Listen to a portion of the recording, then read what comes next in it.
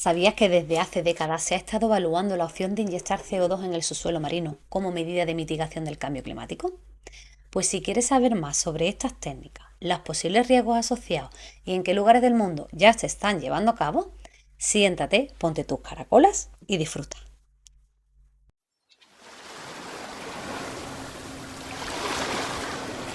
Lo primero es poner algo de contexto. Desde la revolución industrial se está emitiendo CO2 en la atmósfera y este está provocando una serie de efectos negativos en el planeta, como el aumento de temperatura, que muchos de vosotros estaréis al tanto debido al efecto invernadero. Pero este exceso de CO2 en la atmósfera que está detrás del calentamiento global también causa la acidificación oceánica.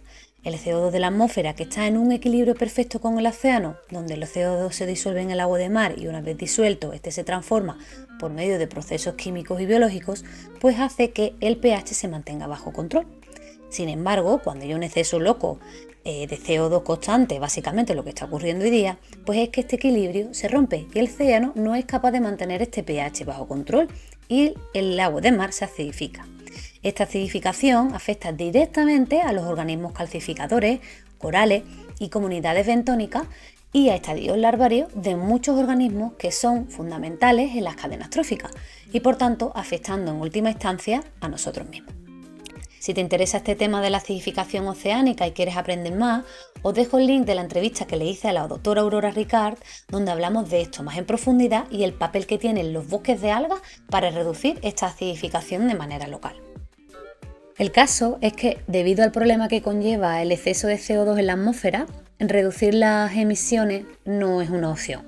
Es que es básicamente una necesidad y muy urgente. En este sentido, desde ya algunos años, el almacenamiento geológico de CO2 o CCS por sus siglas en inglés, Carbon Capture and Storage, es una tecnología que intenta hacer precisamente eso: capturar el CO2 antes de que se emita a la atmósfera, transportarlo y almacenarlo bajo tierra, donde puede quedar atrapado durante miles de años. Desde el panel de expertos sobre el cambio climático, conocido como el IPCC, en sus siglas en inglés, pues reconoce que el CCS puede ser una herramienta útil para alcanzar los objetivos del Acuerdo de París, pero advierte que no es una solución única, ya que reducir las emisiones sigue siendo la prioridad. El CCS es un complemento, no un permiso para seguir emitiendo CO2 como loco. Pero, ¿y cómo funciona esta tecnología? Pues el CO2 capturado se comprime hasta un estado supercrítico como líquido.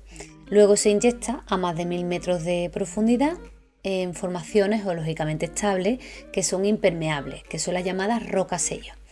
Las zonas pueden estar ubicadas en cualquier zona, ya sea tierra o mar. Y durante la inyección se controla la presión, la temperatura y el flujo. Y si se excede los límites, pues pueden generar riesgo de fractura o microseísmo, lo que convierte a la fase de inyección en una de las más críticas del proceso. Aunque la mayoría de los estudios coinciden en que los riesgos de fuga son bajos si las zonas han sido cuidadosamente seleccionadas, pero siguen existiendo riesgos potenciales que deben conocerse. Pero, ¿cuáles son esos riesgos ecológicos? Por ejemplo, si el CO2 escapara en una zona bajo el mar. Pues cuando hay un escape de CO2, el líquido de CO2 tendería a escaparse buscando una salida, pasando por todas las capas, terminando por salir por el sedimento o por el fondo marino. Y al igual que pasa con la acidificación oceánica que os explicaba al principio, el escape de CO2 que es continuo, pues en ese fondo marino también se acidificaría, con la particularidad de que justo en la zona del escape el pH es increíblemente bajo, siendo extremadamente ácido, afectando a todos los animales que estén en esa zona. Tú solo imagínate animales que no son muy rápidos de moverse y que no pueden escapar, como por ejemplo bacterias, gusanos o pequeños crustáceos, incluso almejas. Además, alrededor de este punto se va generando una zona donde ese CO2 se va dispersando por el sedimento, causando diferentes zonas de pH. Esa dispersión podría llegar a cubrir un área de hasta 100 kilómetros a la redonda, dependiendo del tipo de sedimento, de las corrientes y del escape. Muy loco en verdad. Otro riesgo asociado a esta acidificación es la movilización de metales pesados desde el sedimento al agua. ya que estos metales en zonas contaminadas están atrapados en el sedimento y cuando el pH es muy ácido tienden a liberarse, por lo tanto quedan biodisponibles para que otros animales, como por ejemplo las almejas que son filtradoras, las aprovechen y las bioacumulen. Por lo tanto es necesario una medición, un monitoreo y una verificación que detecten cualquier anomalía y permitan actuar antes de que haya impactos reales y elegir no solo una zona geológicamente estable, sino también fuera de contaminación por metales, por ejemplo. Y supongo que a estas alturas de la vida te estarás preguntando si esto ya se está haciendo en distintas partes del planeta. Pues es que la respuesta es que sí. Casos como los del Mar del Norte, con el proyecto Snøhvit, que lleva operando desde 1996. Equinor, la empresa petrolera noruega, inyecta más de 1 millón de toneladas de CO2 al año en un acuífero salino a unos 1000 metros de profundidad. Es el primer proyecto comercial de almacenamiento marino. O como en Rotterdam, donde se pretende reducir al menos el 55% de las emisiones comparadas con las que hubo en los años 90 a través del proyecto Porthos, de aquí a unos 5 años.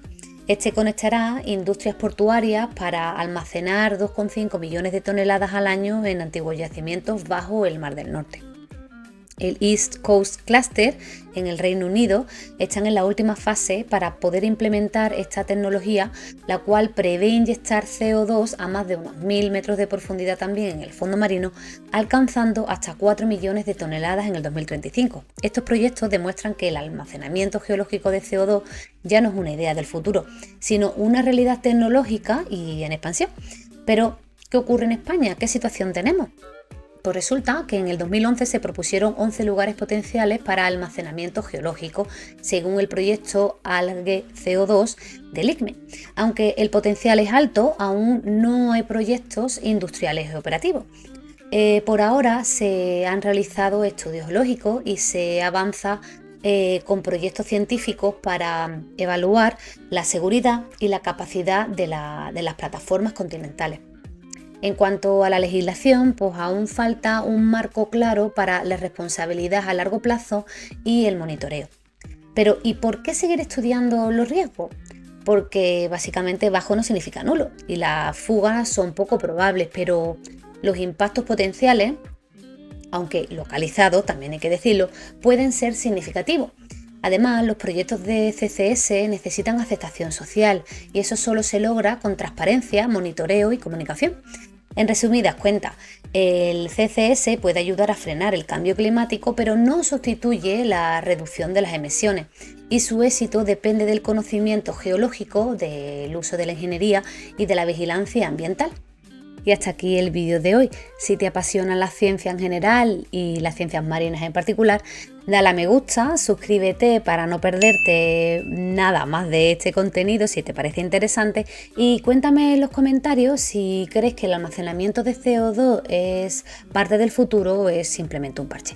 Pero si no sabes qué comentar, déjame un icono o déjame un saludo, por lo menos para saber que te interesa este tema y así me animas a seguir. Nos vemos en el próximo vídeo con un tema fresquito.